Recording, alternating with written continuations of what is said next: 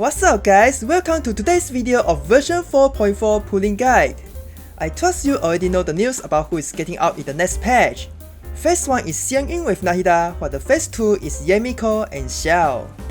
So in this video, I'm gonna give you a full review of all these characters, and I'll be giving you my pool priorities at the end of this video. Keep in mind, all my reviews are based on free-to-play setup, so there's no constellations and signature weapon whatsoever. So this video is only about the C0 character itself. Now without further ado, let's get into the video right now.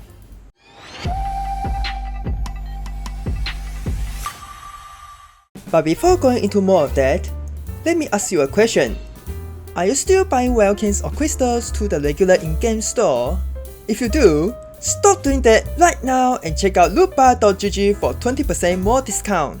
Not only it offers a much better price, but it's also a very trustworthy platform with fast and secure transactions. All top-ups are done via the official Hoyoverse route, so you won't miss out any double bonus if you haven't used it yet. What's even better is, if you're new to this platform, you'll get another 5% discount on your first purchase. So basically, instead of $100, it's only $75 for the highest amount of crystals, saving you almost $30 just like that. So be sure to check out lootbar.gg in case you're in need of any extra primal gems. Links in the description.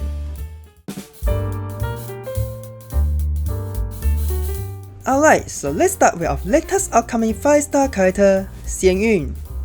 For the livestream, Xian Yun is one of the most unique and interesting support in the game, as she unlocks an entirely new playstyle for basically all characters, the plunge attack.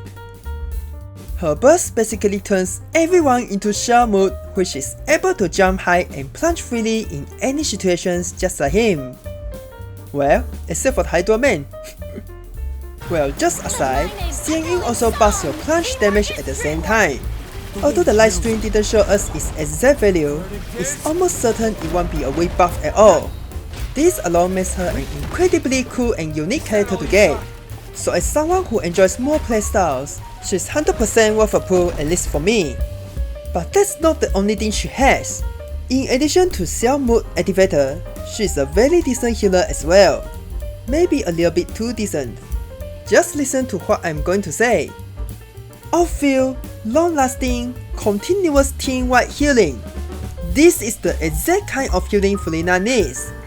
But what really nails it for me is, on top of all these abilities, she's actually an animal catalyst. Do you understand just how broken this is? Aside from all things I mentioned, she's even allowed to carry TTTS and VV set for even more buffs. So honestly, in my opinion, she has the potential of being one of the strongest healer buffer in the game. But of course, these are all just my theories. So once I get my hands on her, I'll be giving you a full guide about her along with showcase of some of her best teams.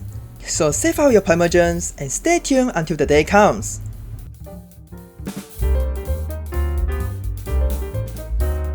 If you want to play any Dendro relations, whether it's Quicken, Bloom, Burgeon, etc., then Nahida is a 100% must pull for you. Why? It's really simple. She owns the entire Dendro family by herself. Everything about Dendro is built around her. Mind the deluge. Alright, time to get serious. Don't believe me? Just take a look at all other Dendro supports. None of them can apply the Dendro consistently enough for you to play around the relations. On the other hand, due to her tremendous elemental mastery buff, all Dendro related DPS requires her in their team, otherwise they'll suffer a huge damage loss. That's why when you search for any Dendro teams, most of the time Nahida will always be included in the team. Only a handful teams don't need her, and none of them are anywhere near meta at all. As for the final point, as far as we know, there's no upcoming Dendro characters at all in Fontaine version. That means Nahida will be sitting at the top for at least another year. So if you still don't have her, don't miss it this time around. She's literally a game changer for you. Trust me.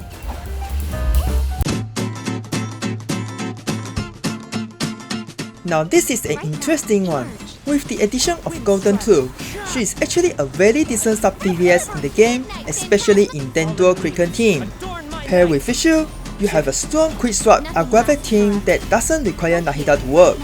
Honestly, this might be the best Dendro related team that doesn't include Nahida. Well, not that there's a slot for her to join anyway. Right here, right now. On the other hand, she's the best off-field electro applicator for Dendro DPS to do quicken spread. The best example is the R high down quicken. However, if you're just a C0 R0 player, quicken is generally weaker than Hyper Bloom. Of course, Miko can join the Hyper Bloom family as well. However, doing so will cause her to lose all her identities as sub DPS. Her off-field total damage has very little LE, so in order to detonate the 6 consistently, she has to be on field actively using normal attack, which contradicts with how you're supposed to play her. Honestly, it kinda feels like Nino mimicking Tartaglia going for Vaporize instead of her own Bloom. Well, it definitely was, but obviously it is far from the best choice. Another point is, Miko struggles to find a job outside of Dendro.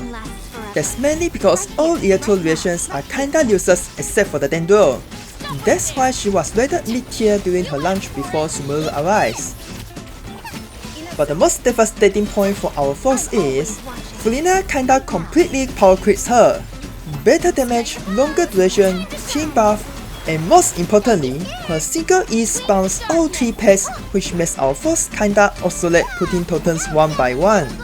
So that's why in my opinion, unless you absolutely love this character, it's best to skip her in terms of meta. Right here, emerge, right now.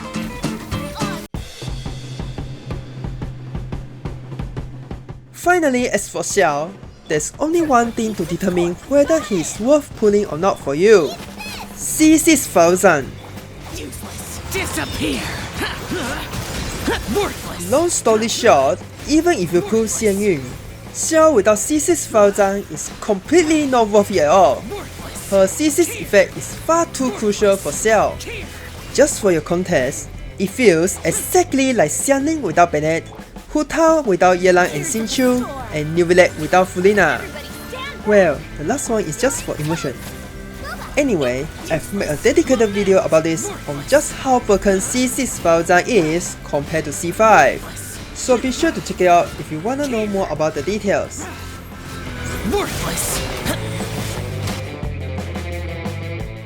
Anyway, let's turn back to Xiao. If you do have C6000, congratulations! Xiao is a very good pull for you.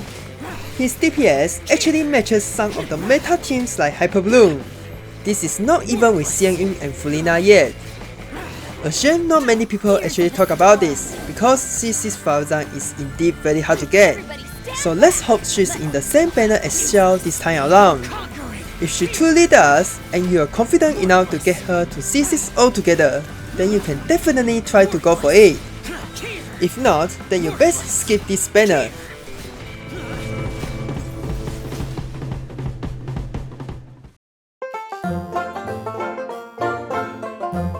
So as conclusion, I think Nahida is still the best pull among all. Xianyun still needs further testing, but as for now, I do have high opinion about her. That's why her priority is just below Nahida. As for Xiao and Yae Miko, both of them are far from game changer, so only consider pulling them if you really like the character. Don't be disappointed by this list.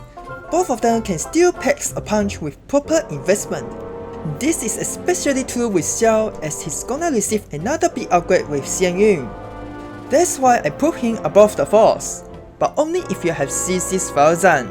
Alright, that's all for this review. Hope this helps you in planning ahead your pulls.